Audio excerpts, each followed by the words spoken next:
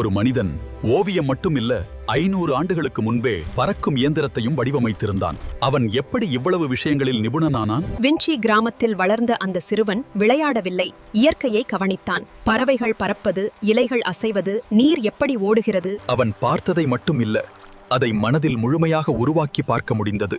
ஒரு எண்ணமே அவனுக்கு ஒரு வரைபடமாக மாறியது. ஆனால் அவன் எதையும் காகிதத்தில் மட்டும் நம்பவில்லை, மனதிலேயே முழுமையாக வடிவமைத்து ஒரு தவறும் இல்லாமல் உருவாக்கினான். 500 ஆண்டுகளுக்கு முன்பே மனிதன் பறக்க முடியும் என்று ஒரு எந்திரத்தை வடிவமைத்திருந்தான். அவன் சிந்தனை காலத்தை தாண்டியது. கலை மட்டுமல்ல, இயந்திரங்களையும் உருவாக்கியவன் சிந்தனையை உண்மையான கருவிகளாக மாற்றினான். அவன் தனது திறமையை விரிவாக்க ஒரு பெரிய நகரத்துக்கு பயணம் செய்தான்.